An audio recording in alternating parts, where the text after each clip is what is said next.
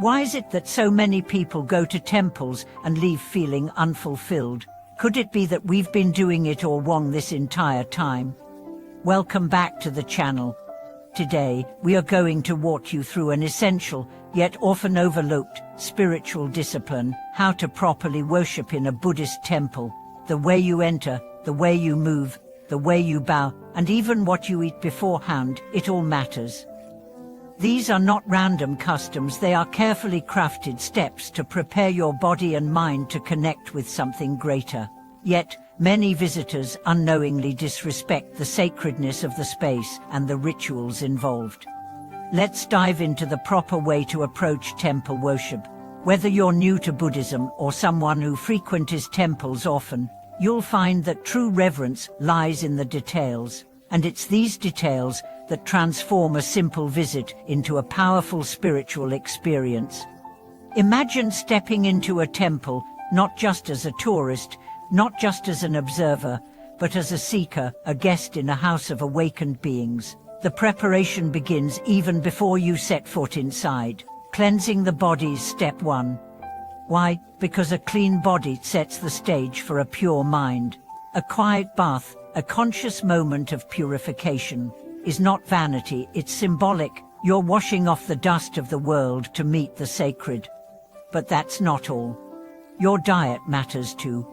Consuming heavy, greasy, or pungent foods like garlic and onions can disturb your energy and concentration.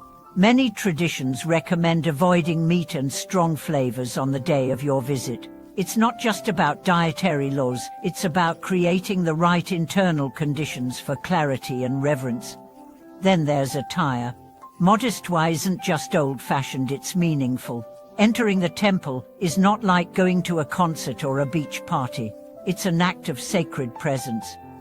Your clothing should reflect that. Clean, simple, and respectful. These are the guiding principles. Flashy makeup or revealing outfits distract both you and others from the quiet sanctity of the temple environment. And now, the entrance. Did you know you're not supposed to walk through the center door? That's traditionally reserved for the divine or for high monks. Instead, you step through the side. It's a small gesture, but one rooted in humility. Every motion, every step, carries intention. When you walk mindfully, often keeping to the left. You don't rush, you don't stomp, you don't talk loudly. The space within the temple is not yours, it belongs to the sacred, which means you don't touch things out of curiosity. You don't fiddle with the gongs or bells or sacred instruments. They are not decorations, they're tools of deep spiritual practice. Even the simple items, like fruit offerings or flower arrangements, have spiritual significance. Don't touch, don't move, don't disturb. But now, let's talk about prayer. It's not just kneeling and mumbling a mantra. There's a way to do it. You don't take the central prayer mat that's often reserved for the presiding monk or temple leader. Instead, you take one of the side mats, men usually on the left, women on the right. When someone is bowing, you don't walk in front of them. You wait. You show respect. Your presence should not disrupt theirs. Ever read scriptures in a temple? Great, but again, there's etiquette. Wash your hands.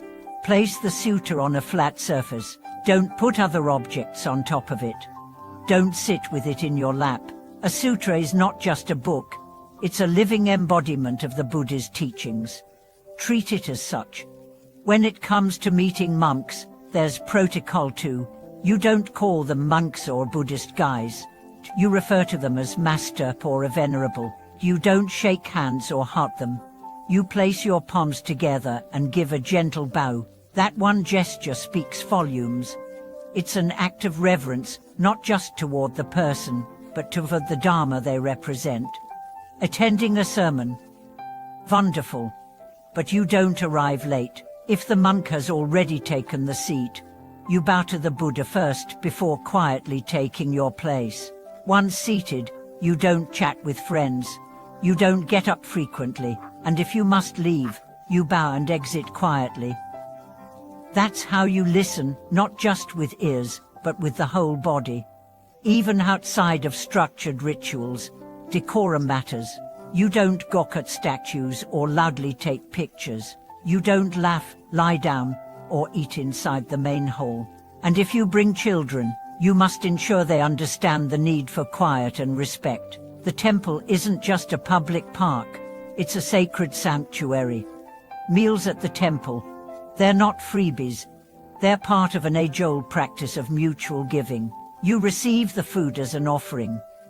In turn, you're expected to donate according to your capacity, not just to keep the lights on, but to support the ongoing life of the temple. Remember, everything you eat there was prepared with mindfulness, offered with love, and funded by countless hands. It's not just nourishment, it's sacred exchange. In our fast-paced world, these customs might seem outdated, but they're not arbitrary. They're mirrors. They reflect back to us the quality of our own awareness. Are we mindful? Are we present? Do we recognize sacredness? Temple etiquette teaches us not just how to act in holy spaces, but how to live in the world.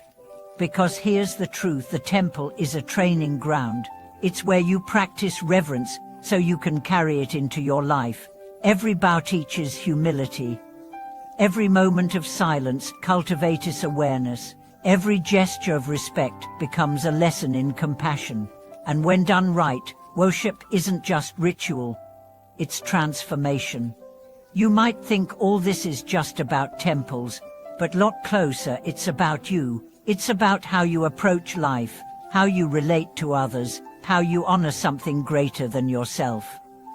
It's about tuning your spirit to a frequency that allows real connection, deep reflection, and maybe, just maybe, glimpses of awakening. Let me share a story.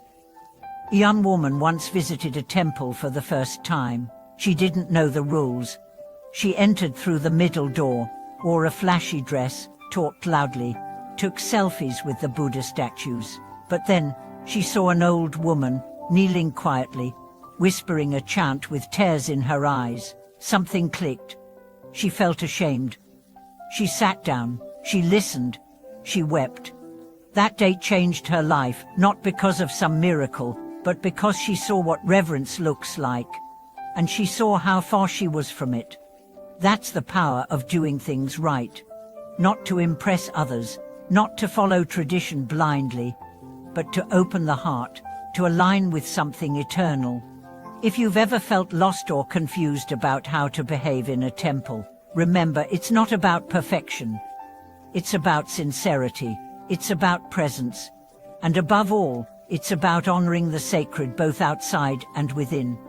Thank you for watching this video. I hope it helps you approach your next temple visit with fresh eyes and a fuller heart. If you have your own experiences or questions about temple worship, please share them in the comments below. Your insights might help someone else. And don't forget to like, subscribe, and click the bell for more teachings and deep dives.